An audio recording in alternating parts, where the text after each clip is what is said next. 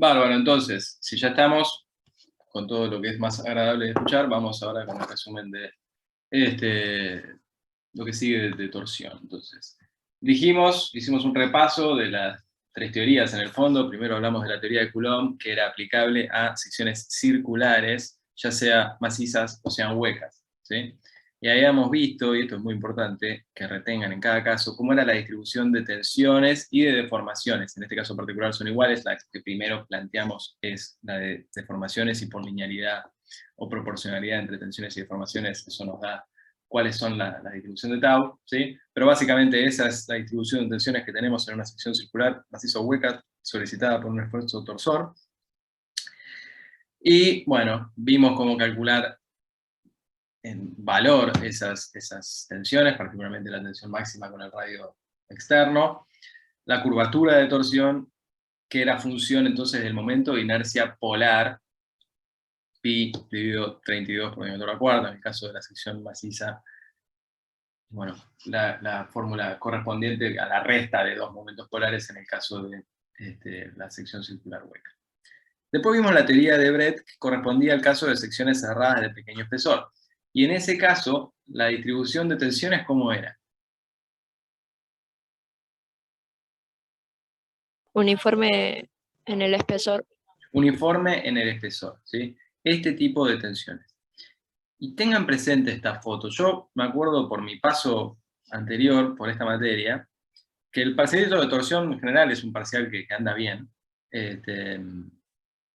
No sé, después los chicos por ahí también tienen más experiencia en eso. Sí me acuerdo que muchas veces pasaba que el parcial estaba perfectamente resuelto y al final había un comentario, bueno, dibujá el diagrama de tensiones. Y dibujaban esto. Y eso es una mancha al parcial que no es que te manda al 4, te manda al desaprobado, pues no, es grave, ¿sí? Entonces tengan muy presente cómo son las distribuciones de tensiones según el caso, porque no pueden pifiar en eso, porque es básicamente lo que se está preguntando, ¿sí? Es básicamente el centro, el núcleo del problema. Así que tengamos presente, ¿sí? Por favor, eso, no metan la pata en esas pavadas, no hagan todo bien y metan la pata ahí porque, nada, es una pena, ¿sí? Así que tengan presente esa distribución de tensiones, es uniforme en el espesor, y particularmente es más grande mientras más chico sea el espesor, porque esa relación tau por espesor tiene que ser constante. Bueno, en ese caso las fórmulas que vamos a aplicar son estas que están acá, ¿sí? La tensión dependía del momento, obviamente, eso es obvio. Depende también del área encerrada por la línea media, y depende del espesor. Y la curvatura depende de un módulo de torsión que en realidad tiene una fórmula un poco compleja, pero que básicamente es la integral a lo largo del perímetro de 1 sobre E. Y por último, teníamos la teoría de San Venant, especificada al caso de secciones abiertas de pequeño espesor. Y en ese caso, por ahí no está aclarado, pero en todos los casos estamos hablando de un momento torsor en este sentido. Obviamente si la dirección fuera la contraria, las tensiones tendrían que reflejar eso. En ese caso tenemos distribuciones de tensiones que son lineales, ¿sí? Particularmente nos interesan las tensiones calculadas para el espesor más pequeño, ¿sí? Y en ese caso las fórmulas resultan muy parecidas a las de Coulomb, si quieren, con la salvedad de que no entra en juego el momento de inercia polar, sino que lo que aparece es un módulo de torsión que tiene en cuenta la contribución de cada rectangulito a la rigidez total, ¿sí? ¿Bien? ¿Hasta acá estamos?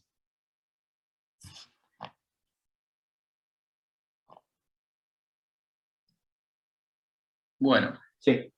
¿qué pasa si a una sección cerrada la abro?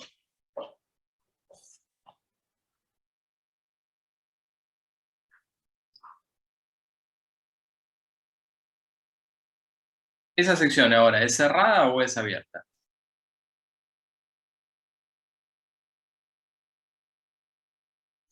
Abierta. Es abierta. ¿Cómo van a ser las tensiones en esa sección para un momento torsor así?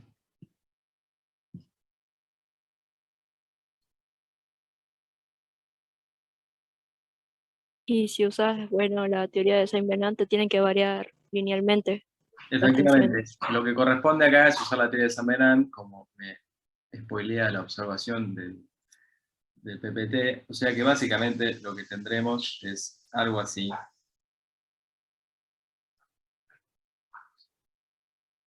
No se dejen engañar por la forma. ¿Bien? El hecho de que me permita a mí usar teoría de Brett es que la sección sea cerrada. Una pequeña abertura acá, de 1 milímetro, de 10 centímetros, de 1 por 10 a la menos 10, es una abertura. No permite el flujo de tensiones tangenciales a través de la misma. No puede pasar eso. Porque si yo analizo ese cortecito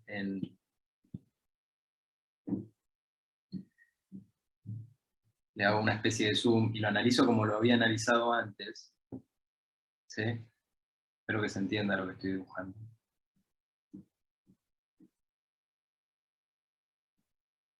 ¿Sí? Hago un zoom en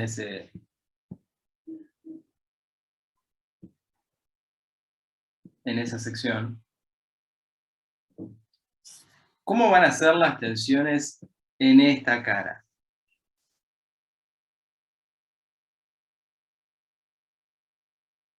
Es una cara libre. Entonces, si es una cara libre, ¿puede haber tensión ahí?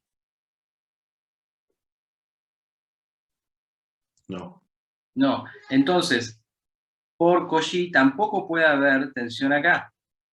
No puedo tener esa distribución de tensiones que tenía en el caso que habíamos planteado originalmente, donde teníamos algo así, no sé, tipo esto, y entonces después yo tenía en este lado tensiones iguales en esa otra dirección. Si la cara es libre, las tensiones son nulas. Por lo tanto, no puedo tener ese flujo de tensiones ahí, y la única manera de tomar momento es con estos diagramitas de tensiones tangenciales, lineales, ¿sí?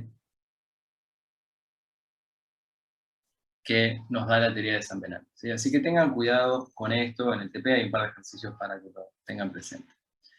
Bueno, entonces tenemos 3 teorías que básicamente en realidad lo que hacen es describir mejor qué es lo que le pasa a un tipo de sección. Pero lo que nos vamos a preguntar ahora es, entonces, listo, ya sabemos con qué teoría analizamos las distintas secciones. La pregunta ahora es, ¿cuál de estas secciones es la mejor para resistir momentos torsores? Entonces vamos a considerar sección circular maciza, vamos a considerar sección circular hueca, vamos a considerar una sección cerrada de forma cualquiera, en este caso un rectángulo, y vamos a considerar un perfil, una sección abierta, en este caso particular, un perfil IPN 200. ¿Y cómo la vamos a comparar para ser justos? Bueno, vamos a tomar 4 secciones tales que todas tengan el mismo material, ¿sí? Todas tienen el mismo material, y todas tienen el mismo área, ¿sí? Todas tienen el mismo área. Esa es la manera de ser justo respecto a qué sección es mejor. Porque si lo piensan, el área en el fondo lo que me define es el peso, y el peso en el fondo lo que me define es el costo. Entonces lo que estamos analizando son perfiles o secciones que valen lo mismo, porque pesan lo mismo, porque tienen el mismo costo. La pregunta es cuál de estas 4 va a ser la mejor para resistir torsión. Entonces yo le traslado esa pregunta a ustedes. ¿Cuál creen que es la mejor para resistir torsión? Todas tienen el mismo área y por lo tanto después tienen diámetros diferentes, tienen espesores distintos, ¿no?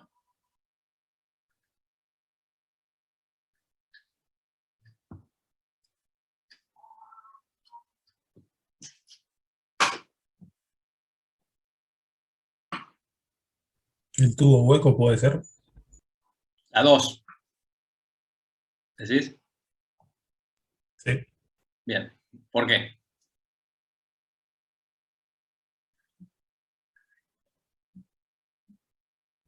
Entonces estoy tratando de imaginar cómo se formarían con un momento torsor y qué sé yo, el IPN. No sé cómo explicarlo, como que el IPN sufre todo en el medio y, y nada, como que se doblaría y el círculo como que se tiene que formar toda el área junta. ver, te lo imaginas más rígido. Básicamente lo que me estás diciendo es que te imaginas más rígido al tubo que al perfil IPN. ¿No? Te imaginas Sí, más más o menos. deformable al perfil IPN. Claro. A la torsión, por supuesto. Y sí, eso es así. Y cuando vamos a las cuentas nos va a dar así. Nos va a dar un módulo de torsión muy bajo en relación al momento de inercia polar, que vendría a ser el análogo en la sección circular hueca. ¿Y por qué va a ser mejor el tubo que la sección maciza?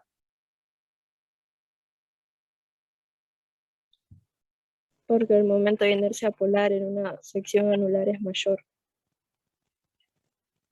Bien, por ahí no sería tan genérico en que las anulares son mayores, porque si tuvieran el mismo diámetro externo sería más grande el de la maciza. Pero para el mismo área sí es verdad, va a ser mucho más grande el momento de inercia polar de la sección hueca que de la maciza, porque obviamente, fíjense los diámetros, ¿no? 6,5 centímetros contra 18,5 centímetros. Y el diámetro va a la cuarta. Así que seguramente sea mucho más grande el momento de inercia polar de esa sección circular hueca que la de la sección maciza, lo cual es un beneficio. Sí. ¿Y por qué la sección circular hueca y no la rectangular, también hueca?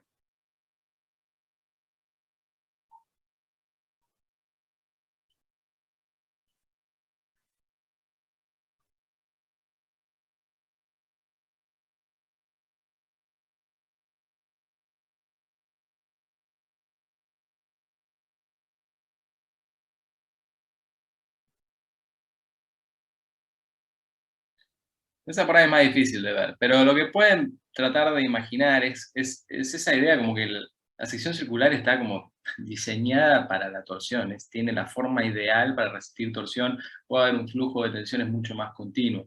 Nosotros en la sección circular, perdón, de forma cualquiera, por ejemplo, vamos a decir que el flujo de tensiones es algo así, ¿no?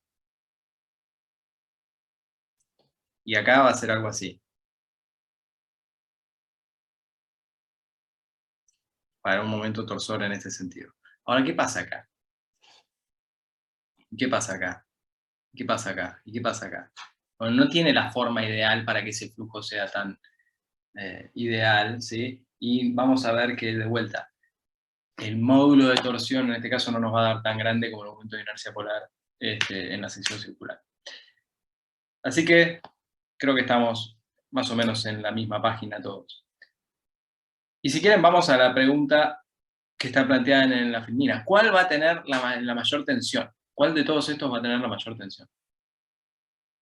Para un mismo momento, misma área.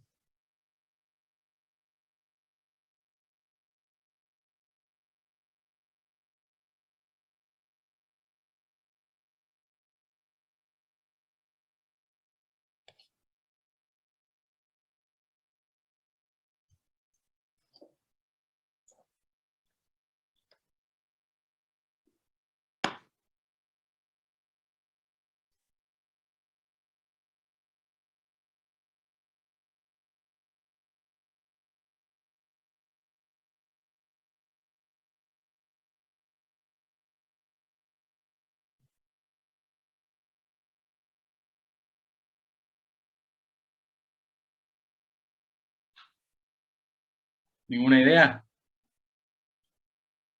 Quizás por lo que dijo antes Valentín, el IPN, pero no, tampoco no sé. Sí, efectivamente, sí, el IPN.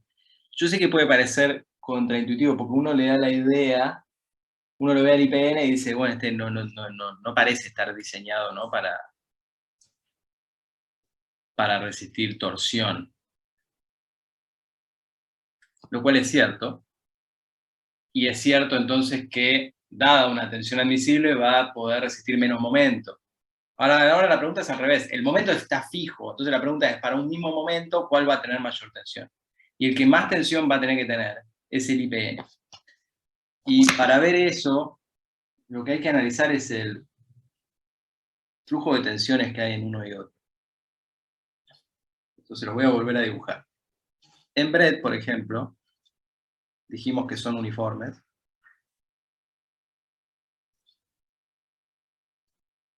y algo así.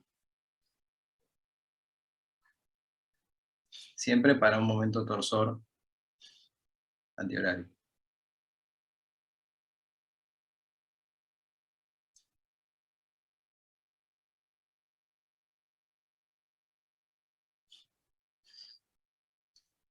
En Coulomb no son uniformes, pero bueno, si el espesor es muy chiquito van a ser bastante parecidos.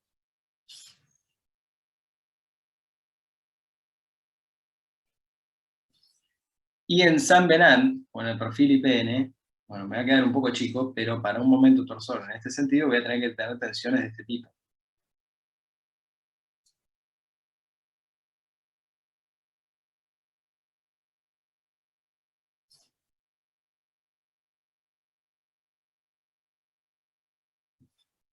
¿Está bien? Entonces, fíjense, la integral de todas esas tensiones me tiene que dar el momento torsor.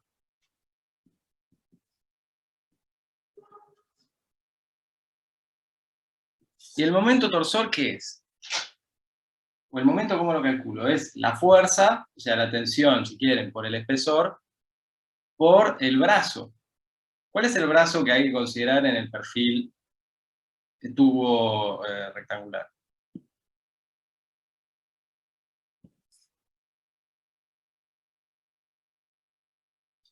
Toda esta distancia D, o en el otro sentido. En el IPN, perdón, en el tubo circular, también, todo el diámetro medio. O algo parecido, en realidad no es exactamente el medio porque la distribución no es uniforme, pero un diámetro, casi, algo muy parecido a un diámetro.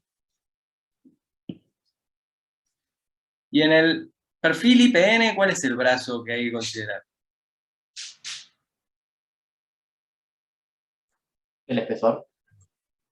Y hasta menos, porque en realidad la resultante de cada triangulito está a 2/3 del eje.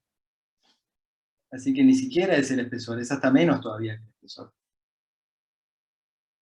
Ese es el brazo que habría que considerar.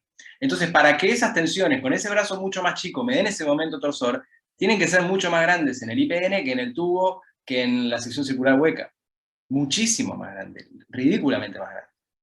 Lo cual posiblemente significa que no es capaz de tomarlo, pero no importa, ¿sí? Si suponemos que es infinitamente lineal, que la tensión admisible es infinita, el IPN va a tener que tener tensiones mucho más grandes para poder tomar ese mismo momento torsor.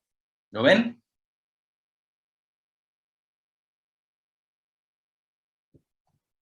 Sí. Bueno, entonces vamos a resolver el problema y confirmar estas ideas iniciales. Vamos a resolverlo, lo vamos a pasar bastante rápido, me parece que hay que detenernos más en el próximo ejercicio que nos va a contar Manu. Entonces vamos con la sección circular maciza, ¿sí? Aplicamos las fórmulas que conocemos, momento de inercia polar, pi sobre 32, diámetro de la cuarta, la tensión sabemos que es proporcional a la distancia al eje, en este caso el radio, y la curvatura depende del momento torsor, del momento de inercia polar, y de la rigidez del material, en este caso dada por el módulo de elasticidad transversal G. Bueno, hacemos las cuentas, pues las pueden tomar esto a la hora de hacer los ejercicios del TP para tenerlas presentes. Fíjense que los datos están expresados en megapascales, no en kilonewtons centímetro cuadrado, pero creo que es lo mismo. Y esta es la referencia que tenemos para la sección circular maciza. Tenemos un momento de inercia polar de 175 centímetros a la cuarta, una tensión máxima de 18,5 megapascales, y una curvatura, es un número difícil de entender pero 7,14 por 10 a la menos 5 por cada centímetro. Ya sé que no es lo más fácil de visualizar este tipo de resultados, pero tengan en cuenta es eso, es cuánto una sección gira respecto de la otra, cuál es el giro por unidad de longitud. Si la sección estuviera empotrada y libre en el otro extremo, bueno, tengo que multiplicar por toda la longitud y de esa manera tendré el giro absoluto en un extremo, pero no importa. Acá estamos comparando solo este giro específico, esta curvatura de torsión. Vamos a la sección anular, que conceptualmente es idéntico. También vamos a usar la teoría de Coulomb para explicarla. Y en este caso sabemos que el momento de inercia polar total es igual al momento de inercia polar, considerando el diámetro externo, menos el momento de inercia polar del círculo que define el diámetro interno. Así que siempre ese exponente a la cuarta, siempre adentro del paréntesis, por favor. Bueno, la tensión de vuelta sigue una relación lineal a medida que me alejo del eje. Ahí tenemos el momento de inercia polar. Fíjense, 2.706 centímetros a la cuarta. 2.706 centímetros a la cuarta contra 175. Para un mismo área de sección transversal, o sea, para un mismo peso de viga. Lo cual me está diciendo que para el mismo costo de viga, la anular tiene una rigidez muchísimo mayor, ¿sí? Muchísimo mayor. 15 veces mayor. La tensión, por lo tanto, es menor. La tensión, por lo tanto, es menor. Más allá de que el diámetro sea más grande, ¿sí? Más allá de que el diámetro o el radio sea más grande, el diámetro, en el momento de inercia polar, va a la cuarta, y va dividiendo la cuarta. Así que al final, las tensiones decrecen al ritmo del diámetro del cubo. A medida que yo agrando el diámetro, puedo agrandar el diámetro, reduzco muchísimo las tensiones. En el caso particular de la sección anular, me permite agrandar el diámetro sin aumentar el costo.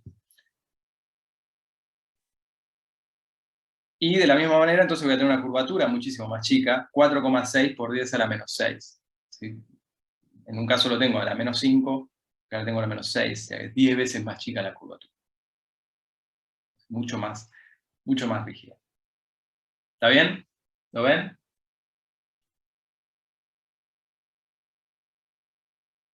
Sí.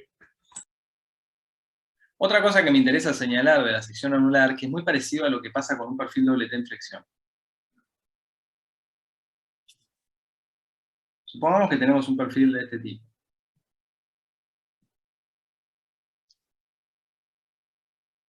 ¿No?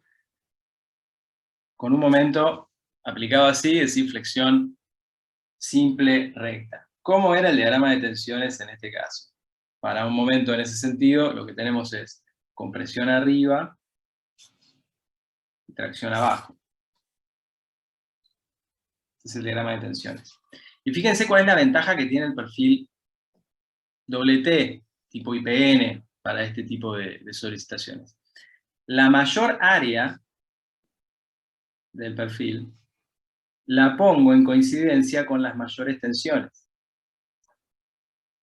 En la parte que tengo tensiones bajas, tengo poca área, tengo poco material.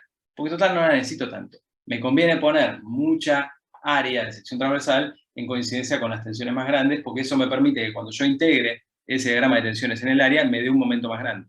O visto al revés, para un determinado momento no necesito tensiones muy grandes para tomarlo. En Coulomb o en momento torsor, para resistir torsión pasa lo mismo. La sección anular es ideal porque dispone el área solo donde las tensiones son grandes. En cambio, en esta zona, en esta zona, las tensiones son muy chiquititas. ¿Para qué voy a tener mucho material ahí? Está desaprovechado ese material. ¿Sí? Entonces la sección anular es más conveniente a efectos de tomar torsión. Necesito menos tensión para tomar un mismo valor de momento. Fíjense la diferencia, 18 contra 3. ¿Está bien?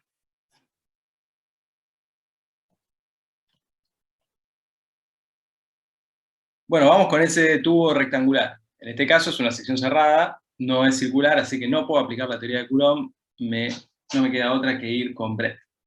Brett entonces me dice que voy a tener ese tipo de tensiones tangenciales, ¿sí? Uniformes en el espesor,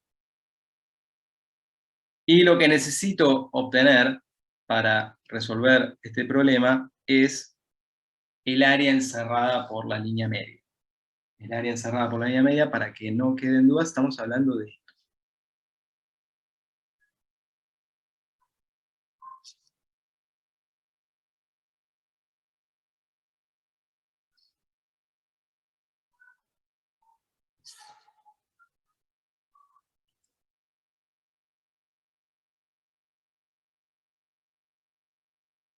¿Sí? El área que define la línea media.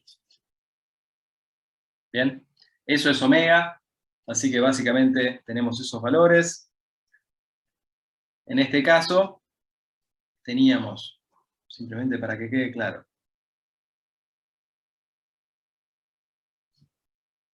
200 milímetros, el espesor era siempre 6, si no me equivoco.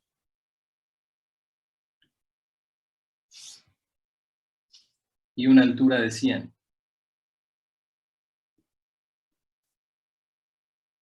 Así que el área encerrada por la línea media es 200 menos medio espesor de cada lado, o si quieren, un solo espesor. 200 menos 6, ese es uno de los lados, y el otro lado es 100 menos medio espesor de cada lado, 100 menos 6, ¿sí? Multiplico uno por el otro, y tengo el área encerrada por la línea media, 182,36 centímetros al cuadrado. Bueno, el módulo de torsión era 4 veces ese área al cuadrado, ¿sí? Dividido la integral en el perímetro de 1 sobre E. Bueno, 1 sobre E es constante, así que directamente esa parte es bastante sencilla. Tengo 2 veces el lado por 1 sobre E, ¿sí?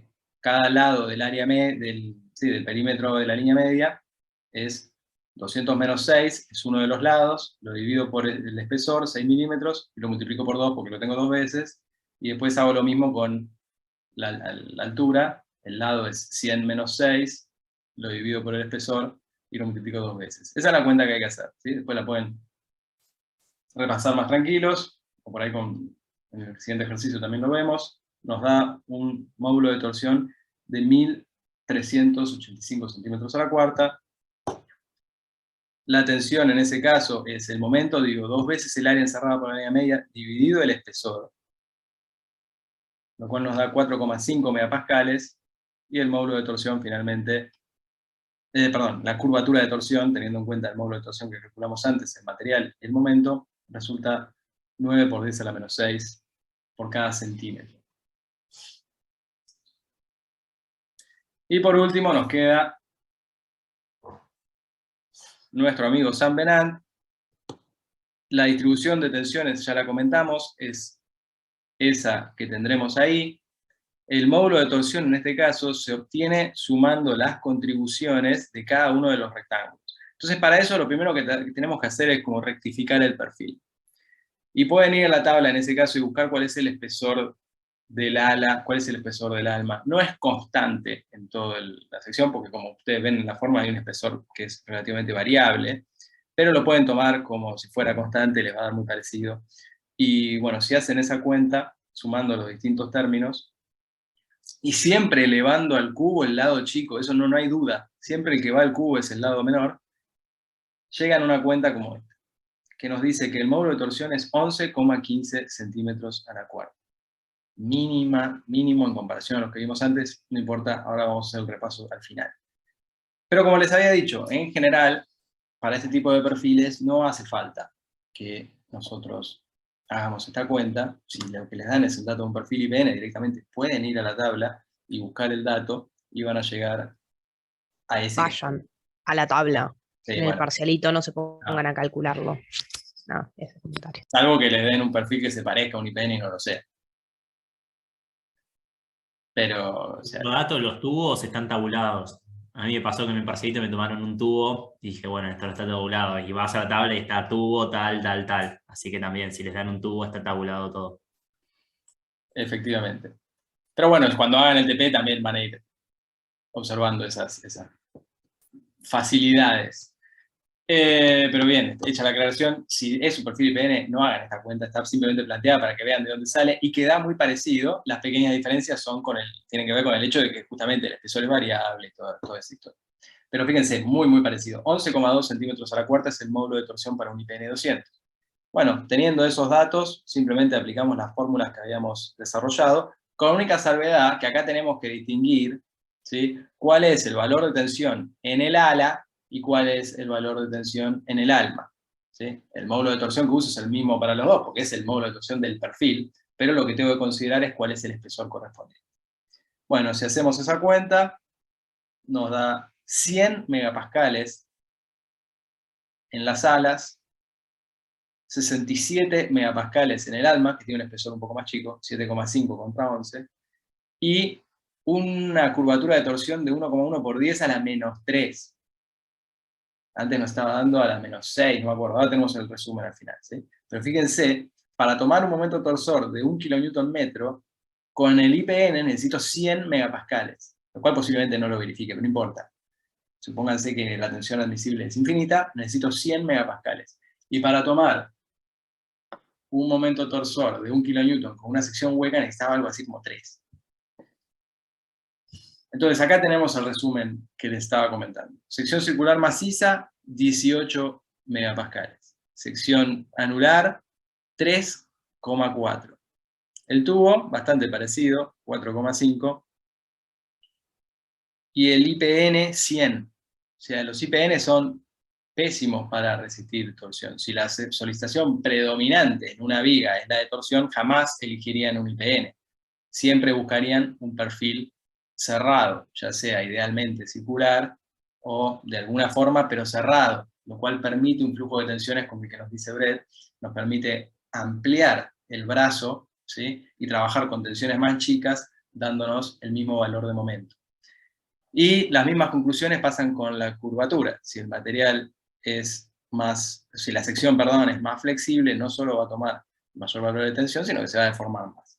Y eso es lo que vemos acá. 7 por 10 a la menos 5 era en el caso de la sección maciza, a la menos 6 en el caso del anular y el tubo, y a la menos 3 en el caso del IPN. Si 3 órdenes de magnitud más, forma 1000 veces más. ¿Sí?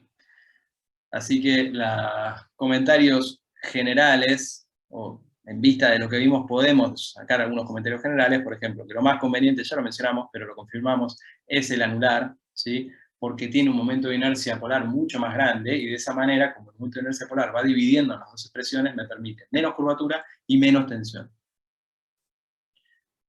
Y el peor de todos es la sección abierta, porque tiene un momento de un módulo de torsión, si quieren, muy, muy chico, ¿sí? Lo que hace entonces al revés, que la curvatura sea muy grande y que las tensiones sean muy grandes.